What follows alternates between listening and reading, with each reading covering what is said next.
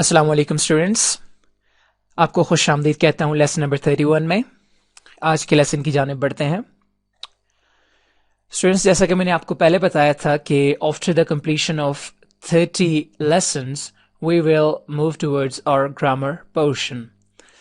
मैंने आपको बताया था कि 30 लेसन्स की कंप्लीशन के बाद हम ग्रामर के पोर्शन की जानिब बढ़ेंगे। तो आज से हम अपना ग्रामर का जो हिस्सा है उसे शुरू करते हैं। सबसे अहम और बुनियादी सवाल जो ग्रामर के बारे में आपको पता होना चाहिए वो ये है, what is grammar? Grammar basically क्या है? Grammar is the scientific study of a systematic method which provides us information and guidance necessary to learn a language. Grammar एक साइंसी तरीक़ाकार का मरहलावार मुताला है जो कि हमें मुहैया करता है इंफॉर्मेशन एंड गाइडेंस, यानी कि मालूमात और रहनुमाई necessary to learn a language, जो कि एक लैंग्वेज को सीखने के लिए ज़रूरी है। The science of grammar teaches us how a language is spoken and written correctly and effectively. Grammar की साइंस हमें ये सिखाती है कि किस तरह से एक ज़ुबान को सही और मौसर तरीके से बोला जाता है और लिखा जाता है। Grammar is primarily concerned with the formation and classification of words and sentences and their practical significance in daily life. Grammar बुनियादी तौर पर ताल्लुक़ रखती है या डील करती है formation and classification of words, यानी कि अल्फाज की तश्कील और उनकी अक़साम के साथ, and sentences यानी अल्फाज और जुमलों की तश्कील और अक़साम के साथ, and their practical significance in daily life, और इन अल्फाज और जुमलों की जो practical significance है, जो कि एक इनकी खासियत है, इनका मकाम है डेली लाइफ में, उसके साथ ताल्लुक़ रखती है ग्रामर। तो यहाँ पे आपका ये क्वेश्चन क्लियर हो जाता है कि व्हाट इज़ ग्रामर, ग्रामर क्या है। अब मैं आपको कुछ मिसकॉन्सेप्शंस के बारे में बताऊंगा, कुछ मिसअंडरस्टैंडिंग के बारे में बताना चाहता हूं जो कि हमारे माइंड्स में अक्सर होती हैं ग्रामर के बारे में। Most of us think grammar as the rules of the language. It is not so. हम में से बहुत से लोग ये समझते हैं कि ग्रामर जो है वो लैंग्वेज के रूल्स हैं, लेकिन ऐसा नहीं है। When we say rules, that means somebody first formulated the rules, then spoke the language.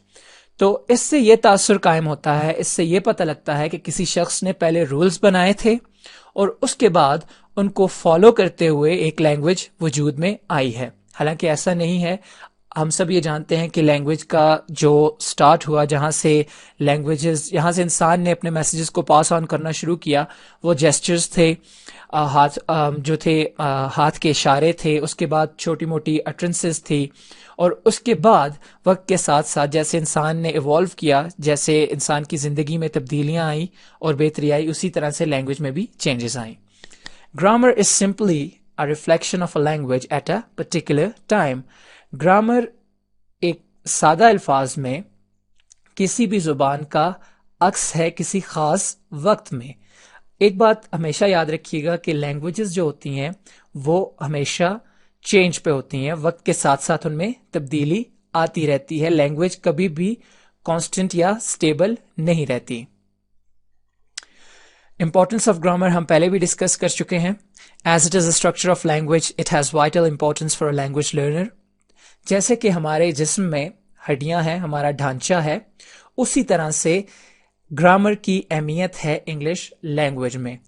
इस स्ट्रक्चर पे लैंग्वेज खड़ी है, तो इससे हम अंदाज़ा लगा सकते हैं कि ग्रामर कितनी इंपॉर्टेंट है इंग्लिश लैंग्वेज में। We have different views about when and how grammar should be taught. हाँ, ऐसा है कि ग्रामर कब सीखी जाए, कब सिखाई जाए और किस तरह से सीखी और सिखाई जाए, इसके बारे में बहुत सारे ग्रामेरियंस के, लिंग्विस्ट्स के डिफरेंट व्यूज़ हैं। लेकिन वो थोड़ा उसमें कुछ लोग कहते हैं कि ग्रामर को पहले सीखा जाए, कुछ कहते हैं बाद में सीखा जाए। लेकिन at the end of the day एक चीज़ इस्टेब्लिश्ड है, एक फैक्ट जो है वो वहाँ मौजूद है कि ग्रामर लैंग्वेज सीखने में बहुत अहम किरदार अदा करती है। स्टूडेंट्स, इसके बाद हम पार्ट्स ऑफ स्पीच की तरफ बढ़ेंगे। اور ہم ان کو ڈیٹیل میں ڈسکس کریں گے. We will begin with parts of speech and we will discuss them in details, کیونکہ پارٹس آف اسپیچ جو ہیں بیسک چیز ہیں، پہلا بنیادی سٹیپ ہے انگلش لینگویج کو سیکھنے کی طرف. تو اس لیے ہم پارٹس آف اسپیچ سے شروع کریں گے. Tenses are also included in this portion of the course, اور ٹینسز بھی اس کورس کے اس پورشن میں جو ہیں وہ انکلوڈیڈ ہیں. اس میں آپ پراپر یوز آف ٹینسز دیکھیں گے، آئیڈینٹیفائنگ دا ٹینسز دیکھیں گے، کس طرح سے آپ آئیڈینٹیفائی کرتے ہیں ٹینس کو. تو یہ سب چیزیں انکلوڈیڈ ہیں اس پورشن میں گرامر کے.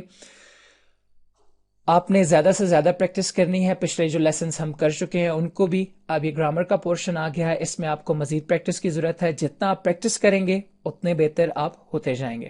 اپنا بہت سارا خیال رکھیے گا. مجھے اجازت دیجیے. اللہ حافظ. God bless. Take care.